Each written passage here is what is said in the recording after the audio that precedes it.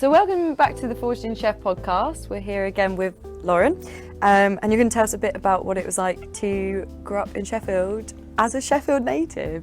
So what was it like growing up in Sheffield? Gosh, I mean, I've spent different periods of my life in different places of Sheffield. So I grew up in like a rural village on the outskirts of Sheffield, which is sort of like nearer to sort of Barnsley. So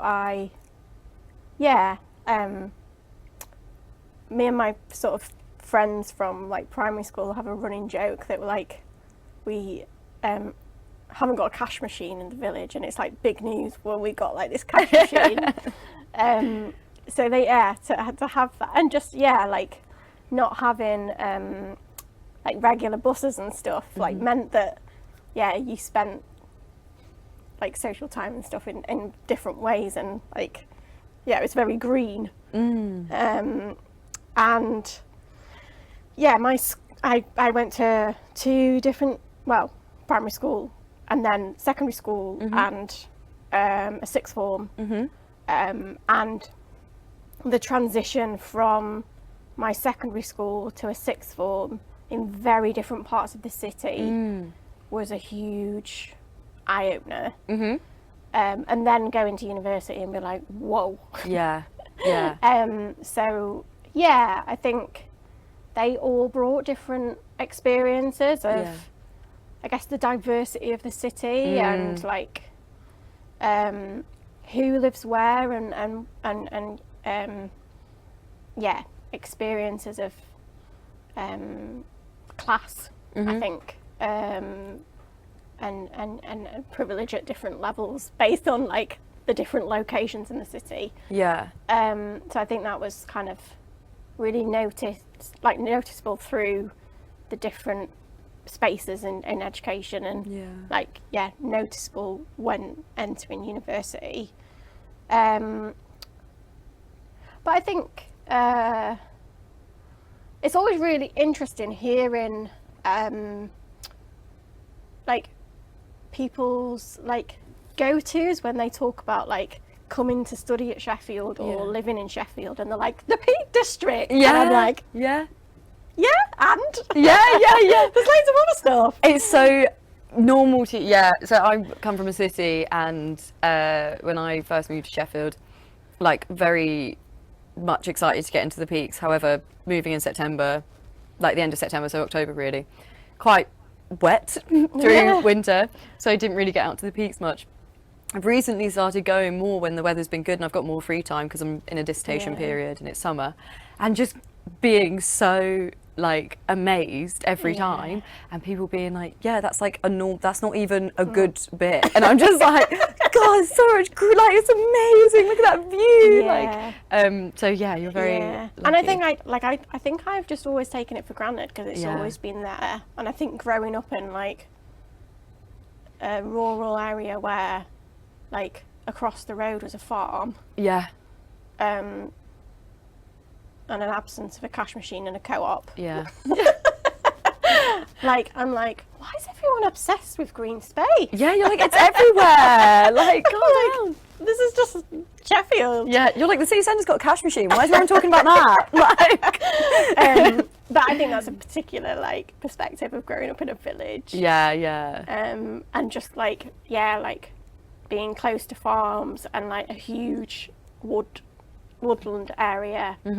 And just loads of rural space, and just connection, and like the Peak District being literally on the doorstep. Literally, it's about to literally on the doorstep. I think my parents didn't quite understand how close, like how Sheffield is literally in the Peak District. Like it's a city, but it's right there. So I said, the other day we drove out to the Peak District, and they were like, how long did that take? Thinking I was going to say like an hour, and I was like, 10 minutes from where I live in Kelham, 10 minutes out, but. So if we're talking about like the Peaks and that being like quite a significant part of Sheffield, do you think that's one of the things that Sheffielders are most proud of, or like what kind of things are Sheffielders proud of? Like what makes this city what it is? Ooh, I think there's loads of other things. I think music is such a core part of Arctic Monkeys. Revenant Makers, Pulp, Human League, like there's probably loads of others. And so a lot of my friends were in sort of bands and in the sort of Sheffield music scene. So one of the things that I really remember in like my 20s was like tramlines was free. Wow. No way. Yeah, and it was just like Division Street and like Devonshire Green. Yeah. And it was just this open space with local bands and like a real Sheffield culture. And tramlines like is so much more than that now. Yeah, and they have all the fringe stuff. So they have like the actual festival, and then they've got things going on in the city. So the fringe was the norm. Oh, okay. And that's changed hugely over like however many years. But that was like such a core part of I guess growing up and like my social life was music. And a lot of my friends are musicians and part of that sort of culture. So I'd say music. Yeah, definitely, because I found that even when I moved up that there's certain venues, like there's one called Sydney and Matilda. And they've got like a local band or like new bands on almost like every day. I went to a day festival in Kelham Island, which was different venues, different bands. That was amazing. You just sort of went between places and watched things. You have one called Jazz Jam, which is like I think every third Thursday of the month at a pub called Alder in Kelham. I'm a bit more clued up on the Kelham stuff, as you can see, but it's just that the options that there are, the fact that most things are free. Once you find the venues that put these things on, I think it can be hard just when you're trying to Google stuff, but once you know that Sydney Matilda generally does stuff or that Alder has things on, it's so, like, there's just so much going on and it's so nice. And I think also that there does seem to be a real, like, pride in putting those things on. And it's just, for Sheffield's just full of independent businesses as well. And people, it's got a real community feel. Yeah, I think it's really noticeable when you go to cities like Manchester and Leeds, the difference in coffee shops and restaurants and bars. Like Sheffield doesn't have the sort of chains in the same way that you're not overrun Leeds with and Manchester Prets. I don't know if we've even got a Pret. You've got one Pret, and it's opposite Marmaduke's, so it's pointless in having a Pret because it's opposite one of the nicest coffee shops in the city. What else would I say? I think there's like lots of like stereotypical or like celebrated aspects of Sheffield that are really like known about and popular. So like the industry. It's I think Kelham Island is a really interesting one. So my dad works in the steelworks. And like seeing like Kelham Island as a like historically like area of like steel become this like hipster balls, and like and like whenever I have conversations with my dad about it, like there's a sort of like mismatch and jarring of things. It's sort of been, Sheffield is being brought, like, I think what's really nice about it is they're repurposing things and it's being brought into like the modern age, which probably creates friction because of the industry and because things have shut down and they've been replaced with bars and coffee shops and fancy barbers and things like that. However, I think what's really lovely about Kelham, and I come from London where gentrification is like very common and quite a negative thing. What's really nice to see in places like Kelham is that the things that are popping up are really honouring their roots. Yeah. And you can see it even in their decor, because a lot of things are in warehouses, but then yeah. they use Sheffield steel for their decorations. Yeah. They honour it through the names of the things, of even the cocktails that they call things, or the way things look, the menus, the kind of... Yeah. There does feel like it's Sheffield businesses by Sheffield people who are honouring what the generation that came before them. Yeah. It's a really delicate task though, because one of my like gripes is like the obsession with like A up as like some sort of branding, and I'm like, literally, I never say A up.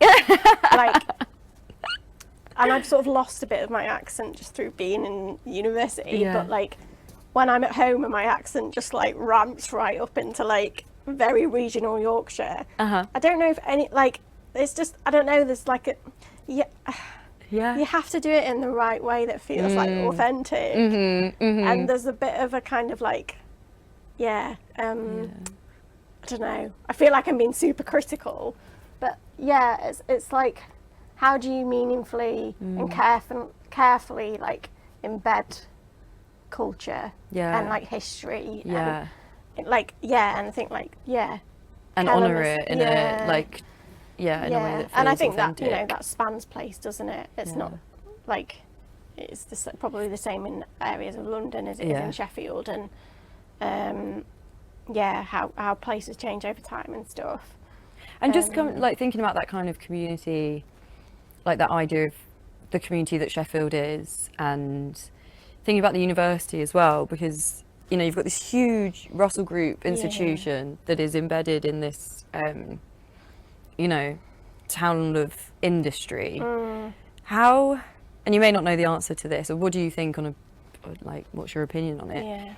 How does the university kind of manage that relation where they're kind of bringing in lots of students and people to the city, and kind of these buildings that are popping up that are very imposing, or like architecturally very sophisticated or modern? And how does the university kind of manage that relationship?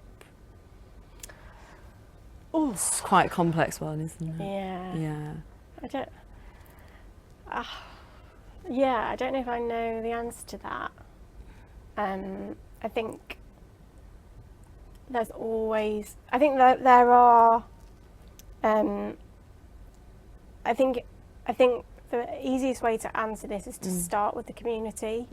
So ensure that the city and the city is always, and the people that are there are always in conversation with the university about the things that happen, or the buildings that are in place, or the events that happen, or the partnerships that happen. I think that always has to be in dialogue. Because the university is part of a city. So it has to, the practice of the university has to reflect the fact that it's part of that, it's part of Sheffield. And and the people of Sheffield work at the university, study at university, maintain the university, and it's about seeing that as a relationship and a responsibility on both sides. And the University of Sheffield has one of the highest retention rates, I think, in the UK, doesn't it? Or maybe just in England, I'm not sure.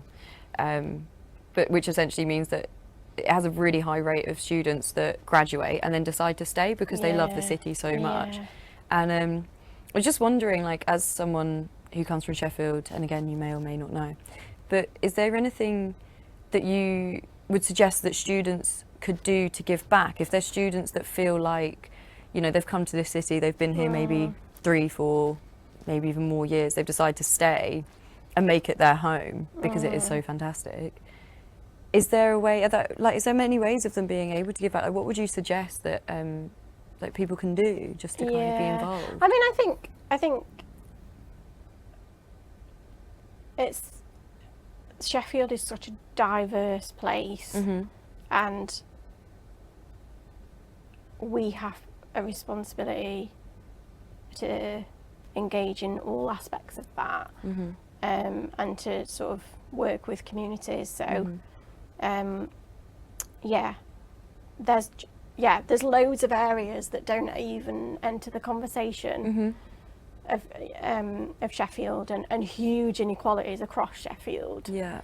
And I think an engagement with that, I think it's really important. So we're not in a particular bubble of this is what Sheffield looks like, and these are the people that are in it, and look at the beautiful Peak District. Like, there's so much more to Sheffield in terms of history and culture and diversity, and we have to meaningfully engage in that. And recognise it. And I think the way to do that is through partnerships and like community engagement, whatever form that takes. I think that would always be my answer. So I think in terms of like the university and student experience, I think one of the ways in which that can happen is through like programs that have like engaged learning, where it's like in direct relationship with like community partners. So as a module, for example, you might work with a group on a shared or an identified kind of area of improvement, and you work together to work on something that benefits the city and that benefits the people in it. And the School of Education have like a volunteer sort of programme. I remember when I first joined, there was like a volunteer kind of day. I mean, I think the student union has lots of volunteering like resources. And you know, a lot of programmes both within the School of Education and beyond have like placements.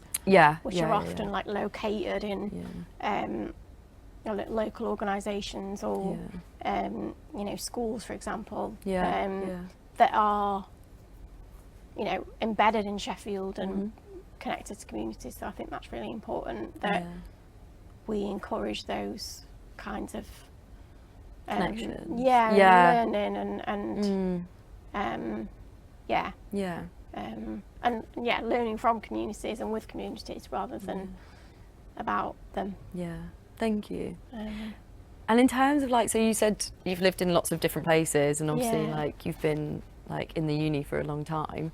What would be your kind of like top spots or like favourite places or like cafes, restaurants, gigs, venues, bars, whatever you like?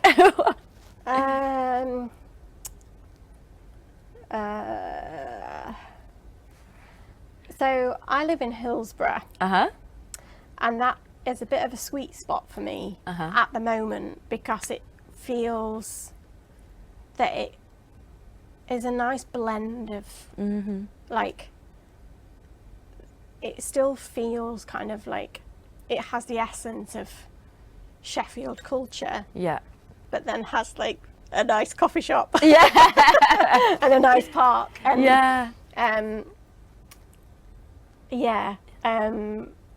and I think because I spent a lot of my childhood there, there's a connection to it, and so I think that is where I currently am, and it feels like a place that feels like sort of aligned. I do like to go to nice coffee shops. Get a donut on Sharon Vale. Sharon Vale's excellent for any of that, isn't it? Like coffee and a treat.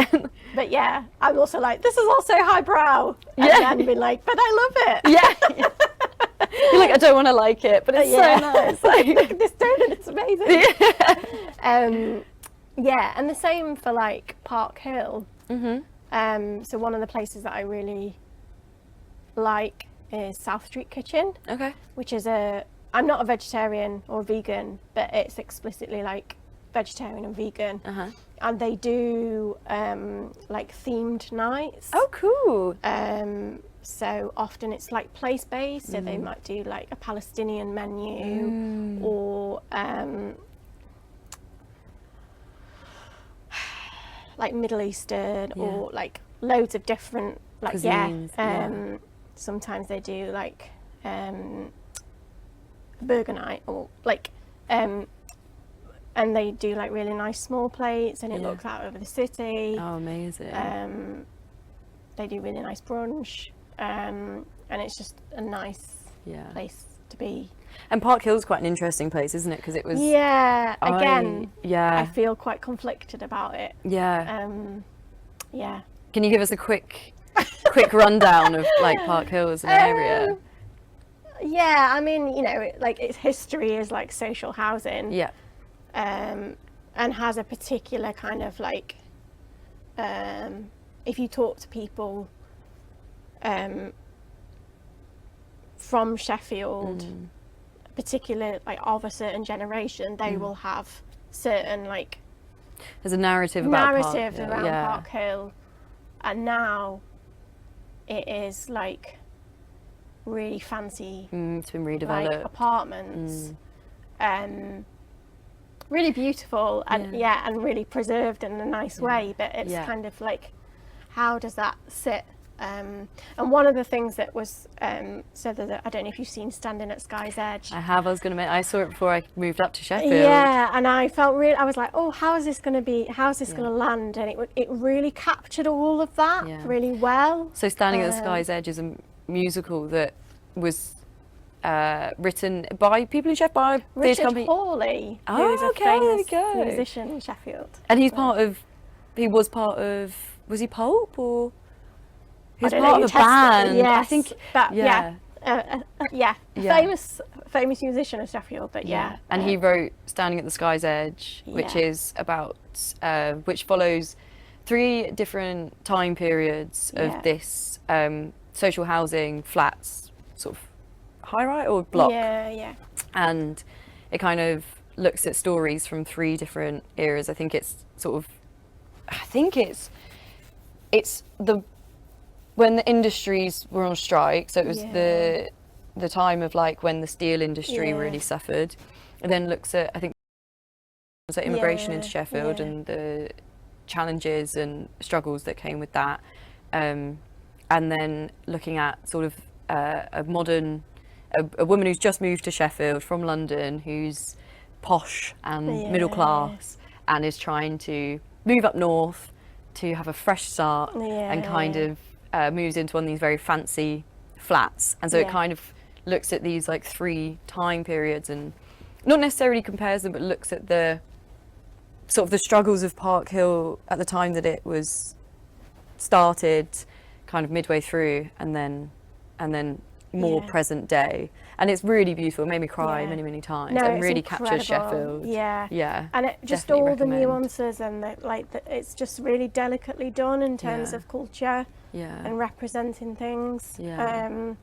there's like specific jokes in there that feel very like specific to Sheffield. Yeah. Like there's a joke about Leeds and everyone's like, ooh. It's an ongoing rivalry. And like jokes about Henderson's relish. Yeah. Which is a famous Sheffield sauce, which is not Worcestershire sauce. Yeah.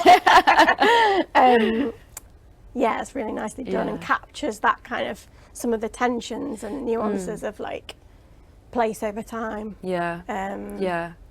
Thank you so much. It's great to hear about like your growing up in Sheffield and a bit about the city, and it was lovely to have you on. So thank you. Oh, thanks. And I could talk about Sheffield forever. Yeah. The fact that I haven't left is probably a sign that it's quite a nice place to be. Yeah. And the fact that I'm staying after being here less tay a year, and I'm like sold. Yeah. It's always said that Sheffield is like super friendly as well. And Yeah, I'm like, it is. Is it? I don't know. Yeah. All I know is I get really stressed when I go down to London. Like, why is everyone in a rush? That's like a classic divide thing, isn't it? But yeah. No, Awesome. it's been really nice Thank to you chat. so much. Cheers. No problem.